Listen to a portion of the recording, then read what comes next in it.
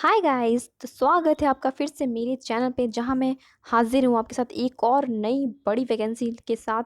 जी हाँ, एसएससी 2020 की ये एक और बड़ी वैकेंसी है जिसमें स्टेनोग्राफर की पोस्ट सी और डी दोनों के लिए ये वाली आती है। इसकी भी नोटिफिकेशन आ गई, ठीक है गाइस, तो खुश हो जाइए। तो मैं फिर से हाजिर हूँ आपके साथ। चलिए मैं फटाफट बता देती हूँ, जैसे मैं शुरुआत करती हूँ अपनी वीडियो की वैसे ही। तो सबसे पहले आप डेट जो है उसको मेंशन कर लीजिए, ठीक है। 10 तारीख यानी आज अभी अभी ये वैकेंसीज आई हैं। आप ऑफिशियल साइट पे जाकर के वहाँ पे अगर चाहो तो नोटिफिकेशन को डाउनलोड कर सकते हो, नहीं तो मैं डिस्क्रिप्शन में डाल दूँगी, ठीक है, वहाँ से भी कर सकते हो। तो देखिए इसकी जो डेट है 10 तारीख यानी आज आज से इसका ऑनलाइन सबमिशन जो है वो स्टार्ट हो चुका है, ठीक है। एकदम जाइए और फटाफट फॉर्म भर दीजिए, ठीक है। और आज से लेकर के अगले महीने की 4 तारीख तक इसका जो डेट है, यहाँ देखिए, यहाँ पे देखिए डेट लिखा हुआ देखिए, है ना। 10 तारीख से लेकर के अगले महीने की 4 तारीख तक आप एप्लीकेशन डाल सकते हैं, ठीक है। और इसकी जो लास्ट डेट है वो 4 तारीख है। इसको अच्छी तरह से याद रखिएगा, रात के 11 बजे तक, बस उसके बाद नहीं। तो और इसकी जो ऑनलाइन फ़ी पेमेंट की है वो 6 तारीख तक ली जाएगी।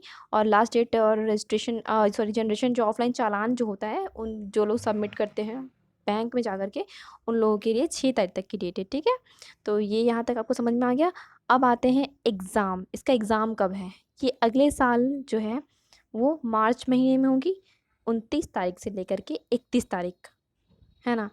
तो इधर के 2 महीने रख लीजिए और उधर के 3 महीने, ज़्यादा नहीं है, मुश्किल से आपके पास सिर्फ 4 महीने ही बच रहे हैं, क्योंकि मार्च में तो फिर आपका एग्ज़ाम ही है। तो 4 महीने में बढ़िया से तैयारी कर सकते हैं। और जिन लोगों के लिए मैथ्स, जी हाँ, मेरे थंबनेल में आपने देखा होगा, जिनका मैथ्स अच्छा नहीं है उनके लिए तो सच में ये वरदान है, क्योंकि बिना मैथ्स के एग्ज़ाम होता है। लेकिन हाँ, इसमें जीएस जो है, जीए का जो पार्ट है वो अच्छा खासा लेवल पे पूछा जाता है। इसके लिए मैं आपसे बाद में बात करूँगी, इसी वीडियो में आगे मैं फटाफट बता देती हूँ। देखिए इसकी जो वैकेंसीज़ है यहाँ पे सब कुछ आप देख लीजिएगा, जो रिक्वायरमेंट है। और इसमें कुछ एक्स्ट्रा नहीं चाहिए, बस ग्रेजुएट जो लोग हैं वो लोग अप्लाई कर सकते हैं, ठीक है। ये आप देख सकते हैं। ये नोटिफिकेशन मैं जल्दी पढ़ दूँ, क्योंकि मुझे पता है आपके पास भी टाइम नहीं है, वीडियो लंबा हो जाता है फिर आप देखते नहीं हैं। तो चलिए मैं बता दूँ यहाँ पे, जिसकी जो एज है, एज क्राइटेरिया जो है यहाँ पे, एज की जो क्राइटेरिया दी गई है वो 18 से 30 साल है। और स्टेनोग्राफर डी के लिए 18 से 27 साल है। जी हाँ, ये तो है आपका अगस्त के हिसाब से ये मेजर किया जाएगा। देखिए यहाँ पे आप देख सकते हैं, ठीक है। 1/8/2020 के हिसाब से मेजर कर लीजिएगा आपका एज जो भी आ रहा है। बाकी जो अगर आप रिजर्वेशन या कैटेगरी में आते हैं तो आपको आपकी कैटेगरी वाइज भी जो छूट मिलती है वो मिलेगी। बाकी ये सब देख लीजिए, ठीक है। कुछ खास में नहीं मिलता। जो आपको एक्स सर्विसमैन में जो भी छूट, एसएससी की जो भी नॉर्म्स है ना, जो गाइडलाइंस है, वही है, सेम टू सेम, कुछ नया नहीं है। बस ये और एक और वैकेंसी है, प्लस पॉइंट। हाँ, बस इसमें आपको क्या ज़रूरत नहीं, कि सबसे बड़ी चीज़ है कि स्टेनोग्राफर जो है, आपको स्टेनोग्राफी आनी चाहिए, ये कंपलसरी है। और अच्छे लेवल की, तगड़े लेवल की आनी चाहिए, ठीक है। ओ सॉरी, मैंने लगता है ग्रेजुएशन कह दिया था ना, सॉरी, 12th पास, 12th पास के लिए है। जी हाँ, अगर आप 12th पास है, आपको स्टेनोग्राफी आती है, आप एज क्राइटेरिया में आते हैं, तो बिल्कुल आप जाइए और फॉर्म भरिए, ठीक है। ये इसकी नोटिफिकेशन हो गई। मैं आपको यहाँ पे दिखा दूँ कैसे अप्लाई करना है। ये सारी प्रोसेस तो आपको पता ही है। फ़ी जो है 100 रुपये है सभी लोगों के लिए, सिर्फ महिलाओं के लिए छोड़ कर के, और जो कैटेगरी में आते हैं उन लोगों के लिए। बाकी हर रीज़न में निकलता है फॉर्म, ठीक है। मैं आपको दिखा दूँ फटाफट फटाफट। हाँ, ये देखिए, ये इसकी मैं बात कर रही थी। इसका जो सिलेबस है आप उसको एक बार फिर से देख लीजिए, ठीक है। एमसीक्यूज टाइप्स में क्वेश्चन पूछे जाते हैं, और 50 नंबर का इसमें रीजनिंग होता है। 50 नंबर का आपका जीए यानी जनरल अवेयरनेस होता है, यानी करंट अफेयर्स पूरा रट लीजिए, ठीक है। अभी पूरा टाइम, इस साल के तो पूरे पूछे जाएंगे, और पिछले साल के कुछ कुछ मेजर्स करंट अफेयर्स जो होते हैं वो सब पूछे जाएंगे। और अच्छा खासा करंट अफेयर्स इसमें पूछा जाता है। जी, मैंने खुद का पिछली बार क्वालिफाई किया था एग्ज़ाम, तो करंट अफेयर्स मैं बहुत अच्छे से तैयार करके गई थी और मेरा निकला भी था। मैं मानती हूँ, ठीक है। तो और आते हैं इंग्लिश। इंग्लिश जो है, इंग्लिश आपका बहुत ही स्ट्रांग होना चाहिए। किस तरह का स्ट्रॉन्ग? एसएससी के हिसाब से, ऐसा भी नहीं कि बहुत बहुत ज़्यादा आपको एकदम टफ कैट वैट की पूछी जाएगी, ऐसा कुछ नहीं है। एसएससी में जो आपको पूछी जाती है वैसी ही होनी चाहिए। और 100 मार्क्स का इसमें इंग्लिश नहीं है। इंग्लिश एक बहुत ही बड़ा मेजर रोल प्ले करता है, ठीक है।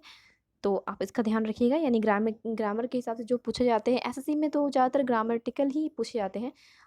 तो उसके हिसाब से देखिएगा, बहुत टफ नहीं रहते हैं। मतलब जो आप सिलेबस जाइएगा ना, सिलेबस देखिएगा एक बार, सिलेबस के हिसाब से जो भी आता है ना, आप उसको एक एक बार हर टॉपिक वाइज कंप्लीट करिएगा। लेकिन हाँ, ध्यान देने का बहुत ज़रूरी, क्योंकि 100 मार्क्स का है।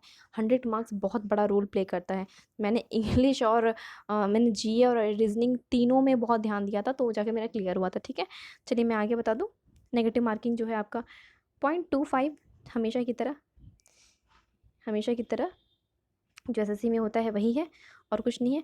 तो गाइस ये बहुत ही, ये एग्ज़ाम नहीं है, आप चाहो तो उसको बिल्कुल ईज़िली क्वालीफाई कर सकते हो अगर चाहो तो, क्योंकि आपको कुछ ना कुछ तो करना पड़ेगा। क्योंकि मैथ्स नहीं है तो सारा आपका पॉइंट जो है यहाँ पे इंग्लिश कवर कर लेता है, ठीक है? क्योंकि 100 मार्क्स बहुत बड़ा नंबर है और आपको जीए भी अच्छी खासी पढ़ी होनी चाहिए कि अच्छा खासा जीए पूछता है। कभी-कभी मैंने देखा है कि जैसे स्पोर्ट्स, अगर स्पोर्ट्स का बात किया जाए तो स्पोर्ट्स से 3-4 क्वेश्चन 5 लगातार स्पोर्ट्स के पूछ दिए गए थे। मेरे टाइम में ऐसा ही हुआ था। तो मैंने अच्छा खासा पढ़ा था इसलिए मेरे को क्लियर हो गया था, ये सब हो गया। फिर इसका जो अब जब आप एग्ज़ाम निकाल लोगे इसका, ठीक है? उसके बाद आपकी स्किल टेस्ट की बारी आती है। अगर आप हिंदी में देना चाहते हो हिंदी में दो। इसमें फॉर्म भरते समय पूछा जाएगा आप हिंदी में देना चाहते हो या इंग्लिश में देना चाहते हो। एक आपको लैंग्वेज को ऑप्ट करना है, ठीक है? आप कर लीजिएगा, उसका फिर इसका टेस्ट लिया जाता है। ग्रुप डी और ग्रुप सी दोनों में अलग-अलग लेवल का टेस्ट होता है, ठीक है? आप देख लीजिएगा, देखिए यहाँ पे दिया हुआ है स्किल टेस्ट। स्किल टेस्ट बहुत इंपॉर्टेंट है क्योंकि स्टेनोग्राफी एक अलग ही तरह की लैंग्वेज है और उसमें आपको अच्छा खासा टाइप होना चाहिए। प्रैक्टिस बहुत ज़रूरी है करना आपको। बिल्कुल टाइम अगर है आपके पास तो बिल्कुल आप प्रैक्टिस कर लीजिए, क्योंकि यहाँ पे सिर्फ एग्ज़ाम निकालना ही इंपॉर्टेंट नहीं है, सबसे बड़ा बात होता है यहाँ पे कि स्किल टेस्ट। स्किल टेस्ट बहुत इंपॉर्टेंट है। उसके बाद क्या, उसके बाद डायरेक्ट आपको अच्छी खासी जॉब मिल जाएगी बस। बस और कुछ नहीं है, लेकिन स्टेनोग्राफी बहुत ही इंपॉर्टेंट है, इसका आप ज़रूर ध्यान रखिएगा। तो चलिए मैं वीडियो का एंड करती हूँ। तो फटाफट मैंने आपको बोला भी था पहले कि जैसे ही कोई नोटिफिकेशन आता है तो मैं आपको ज़रूर लेके आती हूँ। फटाफट कोशिश करती हूँ कि तुरंत आपके पास पहुँचा दूँ, ठीक है? और उसके बाद क्या है, स्किल टेस्ट आपने दे दिया, तो पहले आपने एग्ज़ाम दिया सीबीटी, फिर आपने स्किल टेस्ट दिया, फिर उसके बाद आपका डीवी होता है। डीवी में आपको कई रीजन में अलग-अलग टाइप के होते हैं, जैसे कि कोलकाता रीजन में है तो उसमें आपको पहले डीवी होता है, बाद में स्किल टेस्ट होता है। और कहीं नॉर्थ रीजन में होता है तो उसमें पहले टेस्ट लेते हैं, उसके बाद डीवी लेते हैं, तो वो आपको उस तरह से मैसेज आ जाएगा, ठीक है? उसको आपको टेंशन करने लेने की कोई ज़रूरत नहीं। फिलहाल आप सीबीटी पे ध्यान दो, सीबीटी क्लियर करो, स्किल टेस्ट क्लियर करो, बस उसके बाद फिर क्या है, जॉब लो बढ़िया से। चलिए ठीक है गाइज़, तो यहाँ पे वीडियो का एंड करते हैं और फिर कोई नोटिफिकेशन या कोई इंपॉर्टेंट इन्फॉर्मेशन आती है तो मैं जल्दी कोशिश करूँगी सबसे पहले आप तक पहुँचाने का, ठीक है? तो चलिए मिलते हैं नेक्स्ट वीडियो में। Thank you.